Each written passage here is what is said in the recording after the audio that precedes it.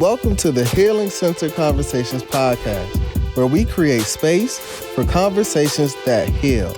I'm your host, Dr. Byron McClure, a nationally certified school psychologist. I, along with our special guests, will give you insight to promote collective healing by putting people first. Through weekly conversations with educators, psychologists, and healers, we'll discuss ways to heal, thrive, and live your best life. This is the Healing Center Conversations podcast.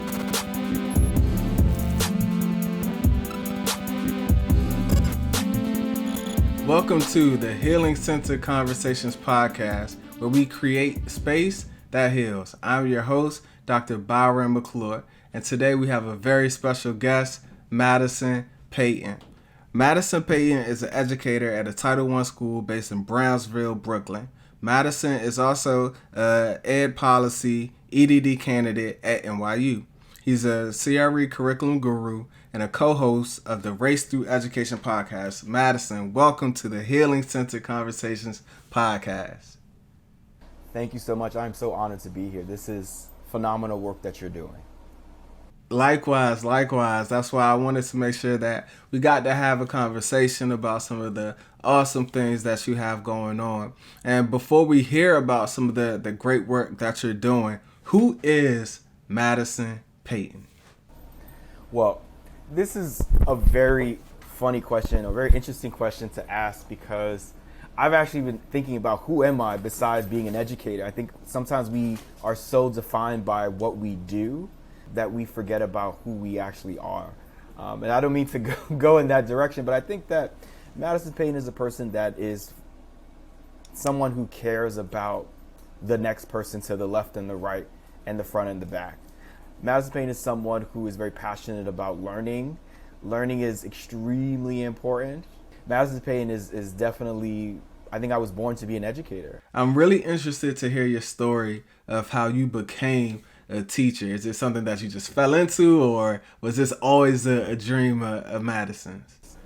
You know, my mom always said to me when I was little, she was like, "You're so stubborn. You ask so many questions. You're going to be an educator. Like, there's just no other way. Like, I can't imagine you doing anything else." And I think that stuck with me throughout my schooling. I think once I got to middle school, it was really good until high school became high school. And I started realizing we started getting a lot of teachers that didn't look like us. We had a lot of programs that were coming in that was, teachers that were there for only 2 or 3 years. I started realizing that teachers were not there for me. They didn't look like me. I hated literature. Ironically, everything was white literature. Nothing really stuck. I had teachers that would just say that they were there for a check. Teachers that were just, they really didn't care. They would just sit in the front and they'd be like, if you want to learn, you learn. If you don't, you don't. And while that might be true for some, I think that it's a terrible approach when you have kids who really need a very heel-centered approach to learning. Since at the time we didn't have the language, but PTSD is real. Like, we all had a lot of issues, and I was fortunate to not to have a 2-parent household, to not live in the projects and other areas where are definers of, or not definers, but they are indicators of someone that may or may not be as successful as we would like them to be because of all of the environment and all of that. But nonetheless, I still had to experience that. And I think that I became very resistant. I got in a lot of trouble. I got a lot of teachers in trouble. I assisted in helping my assistant principal become no longer working there. So, I got involved in student government. So I really was upset. It was a lot of rage that I had in high school saying, I just can't believe there's so many adults that don't care about black kids. Mm-hmm. And I remember saying that when I was a senior, as I was leaving the school. The dean of students just kept suspending everybody, which goes into the research that I'm doing now. He basically was just like, if you looked at him wrong, if you didn't do your homework, they were finding so many ways to keep kids out of school. Wow. And I was just like, this is ridiculous. I feel, and I didn't have the vocabulary and stuff, but I would just say, I feel like this just goes against what school is. I don't understand why my best friend just kept getting in so much trouble. And why do black boys keep getting in trouble? And I just kept asking myself that question. So I went to a PWI thinking I could find answers through white people, ironically. and I didn't, and it was a terrible experience. And Where'd you go? I went to a small liberal arts college, DePaul University, and I have no shame in shouting them out, in Greencastle, Indiana. It's a very small liberal arts college. There's about 2,600 students, very white, very red, very racist. I think that I had more trauma from racism. That was the first environment where I was called the N-word, not by a student, but by the community. I really had to question my identity. I wasn't black enough.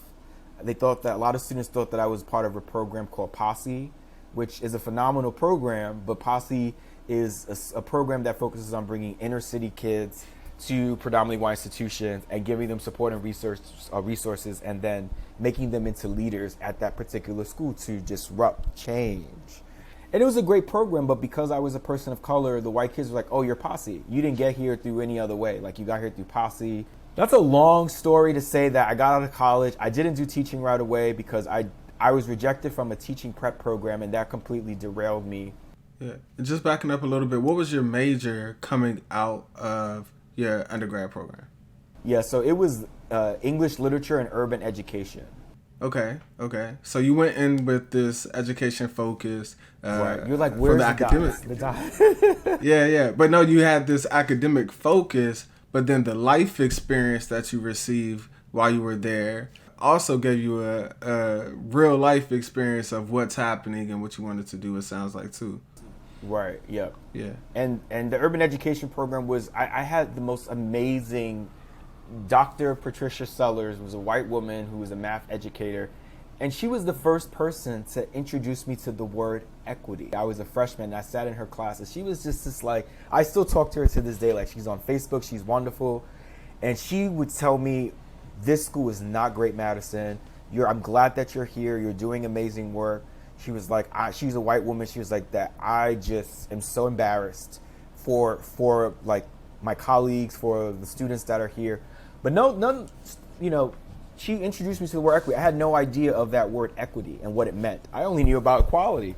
And I knew that equality was something that it didn't fit what was needed. Like, it wasn't the right word to what we needed. And I was just like, we can't be equal because John has $10 and I have $2, and if I get $10, John gets another 10, then he has $20 and I have $12. Like, there's still something wrong with this. Yeah. And that professor, she had a profound impact on you, and from there, like, you were looking to apply to different graduate programs and you were having some difficulties finding the right one. It was one of those like alternative programs. So it was like you can get a master's for free because in New York City, you need to have a master's to be a teacher. Okay. So I didn't want to pay for my master's. So I was like, that this program is going to be great. So I applied and I thought I did an amazing job. And then other kids got the fellowship and I didn't. And for whatever reason, it derailed me for 2 years and I went into something else, another career. And it's a pattern that I've noticed in the past and when I was younger, I'm now 35, that when I had these huge like life blows, like it would derail me for a while. And it just as soon as I hit like maybe in late 20s is when I started to be more resilient and like come back a little faster. And like, it takes time. And I tell my students that all the time. When I tell them the story that I was derailed for 2 years, they're like, no way, not Mr. Payton. Like, how could you like be floating? I mean, floating for me was having a job, taking care of myself, but it wasn't a passion. It was just, That's not who you are. I'm like, I wasn't always this resilient. I didn't have the right resiliency to like bounce back as fast as I wanted to. It was just kind of like the slump.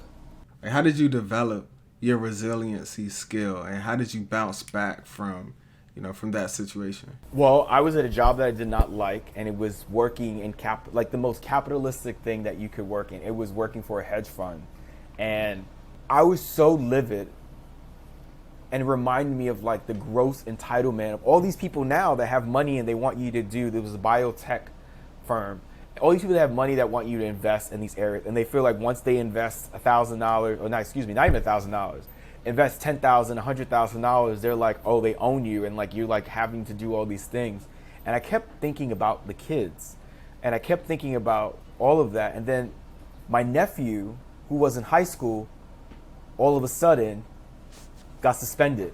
And when I asked why he got suspended, they're like, oh, because they had insubordination. And I went to the school with my sister and I said, what does that mean? I knew what it mean, but like, what does it mean to be suspended for insubordination? They're like, oh, we told him to get up and to go to the detention room, and he didn't want to. He said he wanted to stay and continue to learn, that he would be quiet.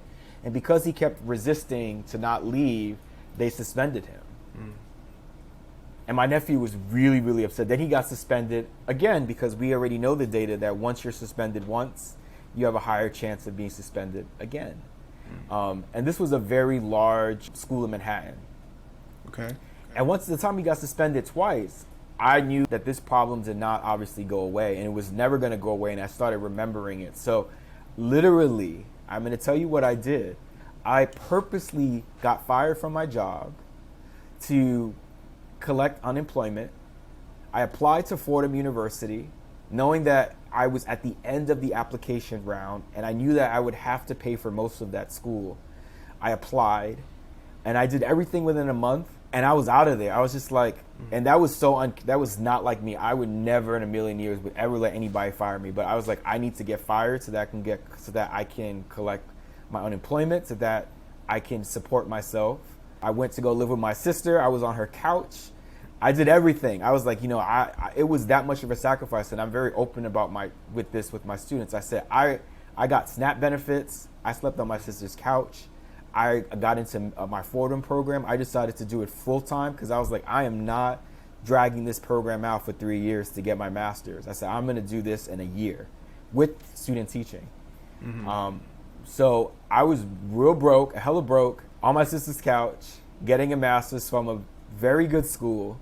And as soon as I finished my degree, my mentor teacher was like, I have a phenomenal program for you. I said, what?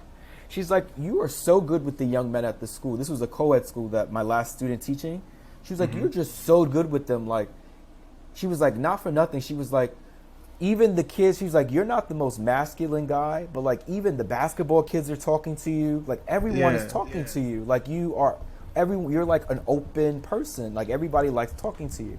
She was like, you either should be a counselor or you should be a teacher at this all boys school. I'm like, I'm not going back to school to get another master's. But I was like, I'll try this school out. And it was Eagle Academy for Young Men. Okay. Which is where you are now. That's where I am now. So I've been there for 9 years. And she did that's one of the best recommendations. Like people recommend so many things for me to do, and I like bite, but like that was the best thing that anybody has ever recommended. She was like, you should apply to this program. I'm not saying you're going to be terrible at co-ed schools, but like this all boys school, you're going to do well there. You're going to do really, really well there. You're going to thrive. I know it. And Miss England, she was the West Indian. I don't want to say West Indian. She would identify herself as West Indian, but she was from Jamaica. She was like, you're going to be good with young men. You need to go there. They need you. That's how she said it. I mean, I don't feel like, they need me, but that's how she stated. She's like, they need you. You need to go there. She's like, I have other schools that you can go to, but the school's in Brooklyn. It's going to be a commute for you, but you got to go. Yeah. It sounds like she saw something in you, and that recommendation really put you on this trajectory where you've been able to do some phenomenal work where you currently are. And I love to hear within that 9-year time frame what you're doing with the school. And also I got to shout out the shirt, shout out some of the swag. I love to hear about the work that you've been doing at your current school, and then how that transitioned into the Black Boys Do Broadway. Black Boys Do Broadway. So let me tell you that I was so fed up with everything that I came to this school hitting the ground running. Like my first course that I taught was Human Rights Through Literature. And like I didn't care. I was like, I don't care if you have a curricula. This is what I'm teaching. So a few things that I implemented in that school that I'm currently working at now is we completely shifted the whole school where we're doing only culturally responsive literature. So we asked the question, how do we invite white people into literature instead of the other way around? Because we want to make sure that we are bringing in black and brown authors and black and brown protagonists, and not just the protagonists that are gun violence and murder and stuff like that. How do we reimagine what literature looks like, right? How do we bring in Afrofuturism and science fiction and all of these wonderful things that make literature rich? It's not just these negative stories that make money and still keep us in this like trope of like police brutality, which that's the reality.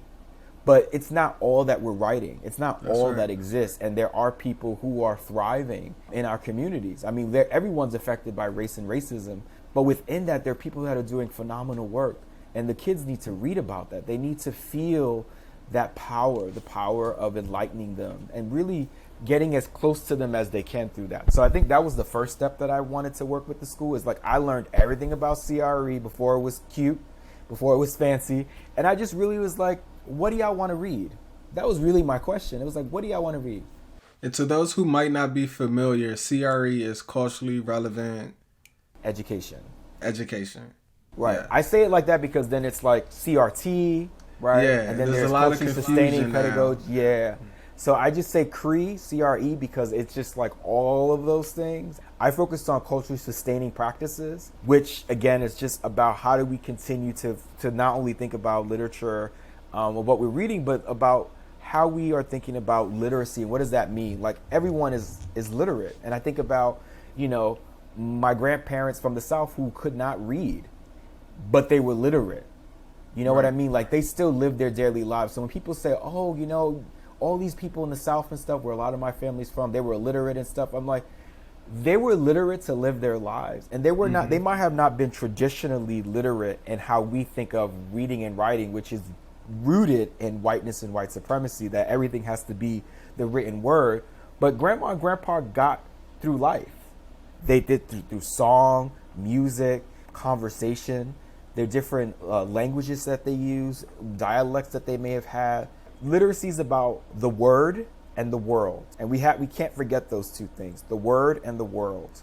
The word is your more traditional way of looking at literacy, but the world is how we engage, how we talk, how we are Twittering, how we are Snapchatting, right? Texting each other. We can't forget about the way our students are literate, right? We have linguistic geniuses in our classroom, and we always, as a society, we try to make them only speak one way or write one way.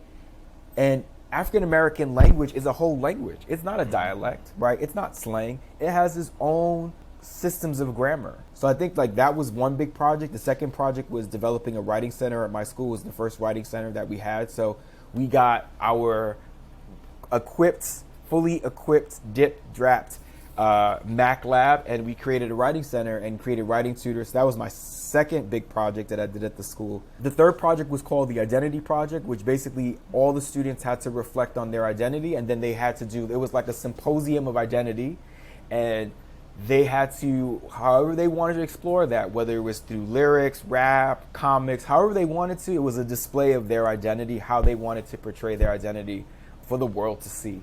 So that was the third big project. And then the fourth one is the Black Boys Do Broadway. And Black Boys Do Broadway is something that I've been doing for about 5 years.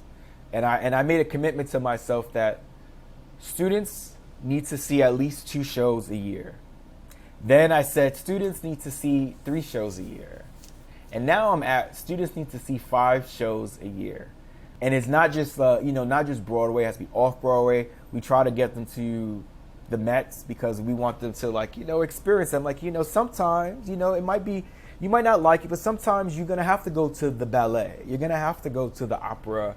You're going to have to wear your suit. You're going to have to do all of these things. So it's fun. It's a lot of fun to see them they're these handsome men, they have their suit and they're trying to be all, looking around, and they're just like, is this right, Mr. P? Am I doing it? I'm like, oh, you're fine. Don't worry about it. They're trying to just adapt. And, we saw Porgy and Bess, for example, which was a 3-hour production. Can you imagine? Wow. 17-year-olds sitting for a 3-hour show. But it was phenomenal. And they actually, they gave it a 7 out of 10. And I don't think that's bad for a young person watching, all black people doing opera. First of all, they didn't even know black people did opera. Crazy. They were like, what? Black people do opera? I'm like, yeah, black people do opera. Black people do everything. But you have to have access to it. How many people can actually see Porgy and Bess? Right? That's the issue, right? The tickets are $200 to see Porgy and Bess. But it has black people in it. So how black people are going to consume their own art when they can't afford to consume their own art? One of the things that I always wanted for our young people was just to get the opportunity to have access, to get the chance to see, especially being in these major cities like a DC or a New York. Like, there's amazing things that's happening right in your backyard that's bigger than Ward 8, that's bigger than, Brownsville. Like, you got to get out and actually see it. So exposure is really big. And so I'm interested to hear, like, what would you say has been, like, the pivotal moment or one of the most exciting moments for your young boys? I think, one of the best things in general is to, like, have an $80 ticket and, like, have them go for free. That's the first excitement. It's like, you really seeing this for free, like for real. So that's always exciting. And believe it or not, these young men get so excited when people donate, when people make anything accessible to them. Like, they're just like, yeah, let's go. We're so excited. Like, wow, really? We only got to go for $5, Mr. Payton? You for real? Nah, you not for real. Let me see the price of the ticket. I show them the ticket. So that always is thrilling because they really, really love the donations. They really love when people support them, especially when it's strangers. But I think aha moments are when students are like become critics of what they're consuming. They're like, Mr. Payton, where's the inciting action? Like, what is going on? Like, it's missing something. It's like the play, like we saw a play. I won't put it out on blast because it's struggling a little bit, but we did see a play recently. And my students were like, but what was the purpose of Act 1? And I was like, I'm struggling with that too. Because it's not just that, like, we just don't see plays. So the students have to write their own, they become critics and they have to do their own write-up. Their write-up could be an actual write-up, or they can do like their little, they can do like a video. A few years ago, a group of students decided to do kind of like a podcast situation where they were doing like the interviewing of like the characters on that was at the play, and like they were asking them questions like, so how is it like, XYZ? So like that was a very exciting class. They took things a little different. This class that I have now, they're really into writing. They're writers. So like they're excited. They're like writing notes. I'm like, what are you doing? He's like, oh, I'm just writing his little notes on the show. He was like, I'm noticing that this acting is blah, blah, blah, blah, blah. I'm just like, okay, all right. Well, you're not disrupting anybody. He's taking your little notes. Honestly, I don't have a moment. I think all of it is great. I think all of it is, every year we do fundraising. This year we decided to put it on GoFundMe. Normally it's just kind of like this. Hey, everybody, I'm taking my kids to Broadway and donate. And then everybody sends me a bunch of money. But I'm like, I'll do something a little different this year so that they can share if they wanted to. But we didn't have time to do that because, we went, we signed up. It was $300, then $800, then $2,500, and then on the GoFundMe we got to $3,500. But in total, with other outside donations, we're at $4,600. Wow! Congratulations. I think it's good because then now the part is like the haggling. We just bought some shows like haggling and like getting the tickets lower, and like, you say this is for students for $40, but can you give it to me for $30? And so that's also fun too. They don't have to do that, but the haggling is fun. But why do we have to haggle for black kids to go see shows? Like, shows should be free. I think that for kids, if you are a public school student, Title I school, like school shows should be 100% free. Like, hands down. Like, yeah. All these shows are not sold out every night. They're not. Yeah, but I think the great thing is that you notice a need and you're giving exposure, but you're also making it real world. You're making it practical. And you're giving these boys an experience that I think will live with them for the rest of their lives. And you're connecting it back to literacy. So that's very exciting, man. And, I support what you're doing. Man, you're blessing their lives. And so bringing it to you personally, Like I know it seems that you've had a number of different ventures. You got the podcast, like you have big ideas. And so I saw on social media that you recently launched or are in the process of launching a new business venture, We Free Us. Can you break that down and just kind of explain a little bit about what that is, the thinking behind it? Right. So I'm actually still working on this now, right? Like I was in DC last week and I was like retreating it with a real close friend of mine. And the gist of it is We Free Us is an education collaborative program, organization where we are freeing ourselves. Like I think that the most important thing, there's no other simpler way to say it than that everything that we want to do in our organization that we're trying to bring out is how do we free ourselves? Like we spend so much time and effort trying to convert people to be on our side. And I want to work with those people, but I really want to work with the people that get it and like that can like be the spores in the environment and like bring all of that, because as we think about our history, we were not passive people. Everything that we did was about resistance. Resistance. I was just about to say resistance. It's resistance. And even to, and this is tragic, but even to throwing yourself off a ship it could be seen as resistance, right? Even being in a field, even doing the traditional of the riots and going and rebelling against, all of that was resistance, right? Purposely not wanting to have more children, resistance. There's always a positive when we see a negative, and that's how I see it. So I think the We Free Us is working with talented folks from various different backgrounds and industries. We are a care-centered organization, so I'm really big into mental health. I'm really big into yoga, meditation. I'm becoming a restorative justice practitioner, a mindfulness practitioner. I will be a yoga certified instructor in about 2 months. So everything that we do will be focusing on how do we unlearn, learn, and heal. All of those things are really important. Healing is really important. I think that when you said that your podcast is about healing centered, I thought that I wish that I would be on this 3 months later because I would have a more refined answer for you in terms of what We Free Us is. But in the past, it's looked at what it has been in the past is we take a cohort of teachers, for example, and not only do we give them, we provide them a very immersive experience of culturally relevant pedagogy, but we also give them self-healing and healing practices that they can use with themselves and with the classroom. So you'll learn about how to do literacy across the curricula in a more culturally responsive way, but also how does that look like when you're healing, right? How do you bring meditation into your practice? How do you bring in yoga, stretching? All of those things are important. How do you bring rehabilitative practices into what you're doing, right? Why are we so punitive when we're doing rubrics, for example? Right. Rubrics are some of the most oppressive, punitive things that we have as tools in the classrooms because we don't really re-examine how rubrics work. Like it's always centered around, are you a 4? Are you a 3? Are you a 2? And people are not numbers. People are constantly growing and developing. And why do we evaluate people as they're learning, right? We evaluate them in the middle of their learning. We stop them and we say, you're a 3.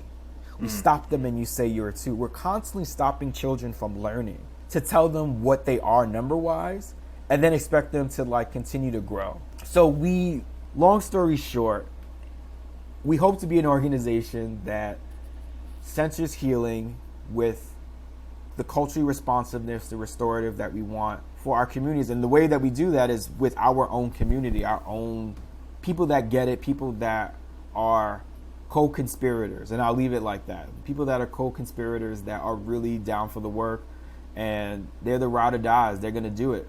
They get it. I love that. And what really stands out to me about that is when you were talking about resistance. And that's in our DNA and who we are. And one of the reasons why I started this podcast is because I look at healing for us as a form of resistance. Like we have to be able to take back like our own wellness and mental health and our peace. And we can't leave it up to chance to anyone else, and we have to prioritize it. And I also believe that it's a collective feeling that has to take place, and there's also an individual sense of feeling that we have to take ownership of as well. So I love what you're doing. So in 3 months, we're going to have to bring you back on to get an update and see the difference that you all are making. I hope so too, because I was just like, wait a minute, that was all over the place. But I was just like, as you know, with building anything, you are also an entrepreneur. Like sometimes you just have to put it out there, right? And you have an idea, you have a concept, and it might not be fully actualized yet, but you put it out to the world. Not too long ago, I tweeted about that, and so many people are paralyzed by their thinking, their beliefs, the what ifs. What if this doesn't work out? What if it goes wrong? It's like, no, just do it. Sometimes the biggest barrier is your own thinking. You got to get out your head and just do it and take action, because that just might be the push that you need. When you put it out there, you might find resources, connects, like-minded people. Sometimes you just got to take action and put that out into the world. And so I love that focus. And one of the things that I really wanted you to kind of share, and you kind of touched on it a little bit, but from your own personal experiences, from your work, from your future endeavors, like, what do you think the value of these healing centered practices and really these healing centered conversations, like, what are they to you? Like, what's the value of them? I think that the more we invest in ourselves, the more that we invest in healing, the better we're just going to be as a people. I think that there's so much, and you know this as a psychologist, right? Psychologist. Yeah, absolutely. There's so much trauma that we're carrying. And I think that having conversations is part of the healing process. And I know that from working with young men.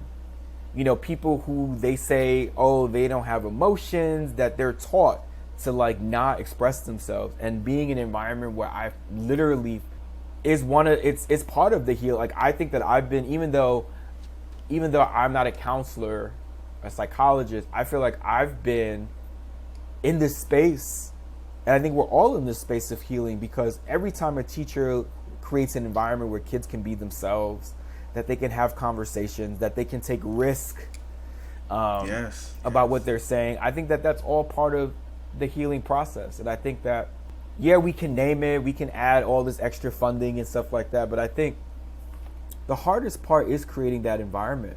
Like, you creating this space. You've created a space, a healing center space, where people can have conversations that mean something. People just want to be valued. People want to be heard. And I think that that's part of human nature. We can talk about ourselves forever. We want to be heard. We want to be loved. And I think that we have to have unconditional love for everyone that touches us. I know that comes from a feminist framework. Bell Hooks, Audre Lorde. And I think we have a lot to learn from them. I think that we have to get out of, especially as men, we have to get out of the patriarchy way of running things and how things should be, or how we monetize things, or how we just have to just keep everything so organized and stuff. I think that it really boils down to real love, authentic love for each other.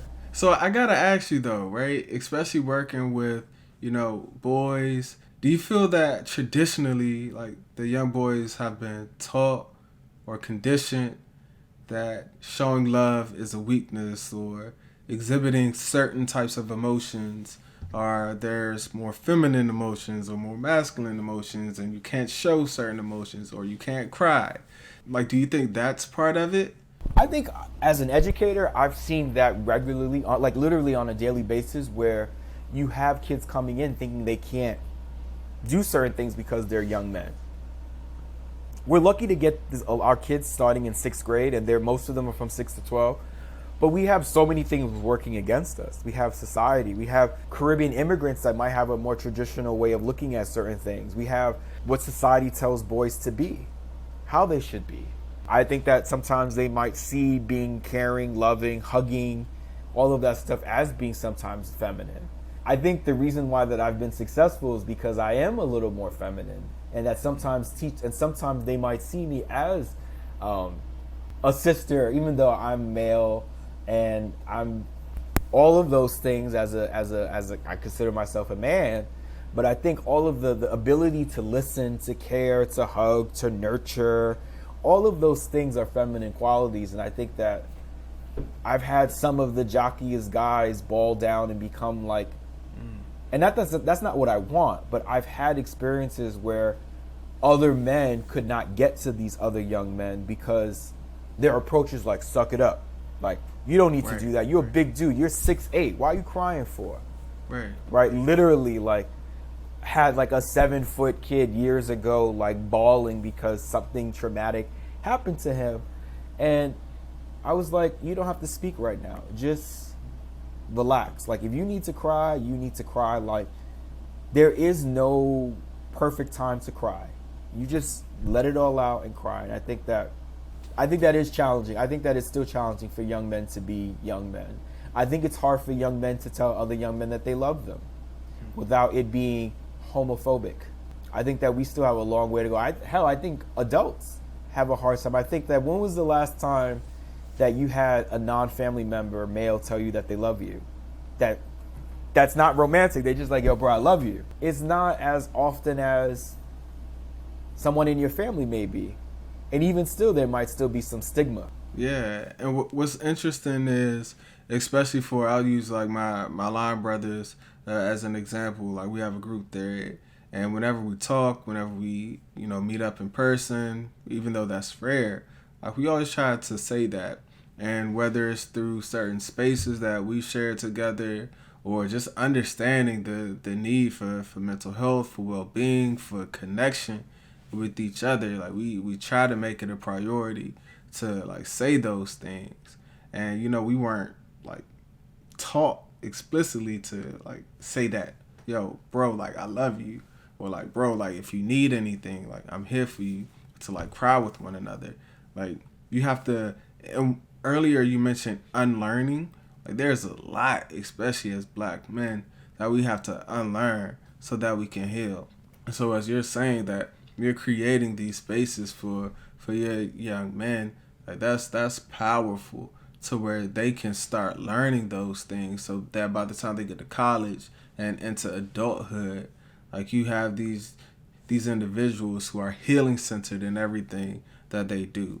Like, man, that's the resistance that I'm talking about, that I'm looking for. So, man, shout out to the work that you're doing. As we bring this thing to a close, man, how can people get in touch with you or follow you on social media? I try to keep things very simple, so you can just follow me on Twitter at Madison Payton 2. Everything is there. I'm always like I'm either trash talking or sharing something important. It's kind of, you get a little bit of everything. It's unfiltered, but you can find me at Madison Payton 2. Look, the name of this podcast is going to be Unfiltered with Madison Payton. I love that.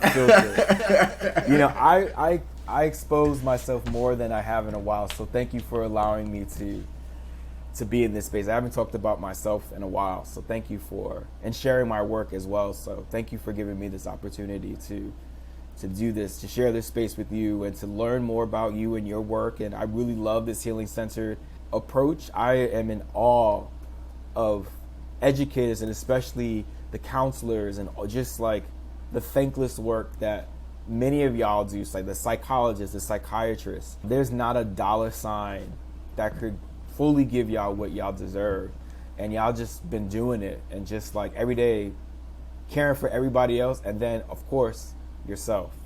It's tough.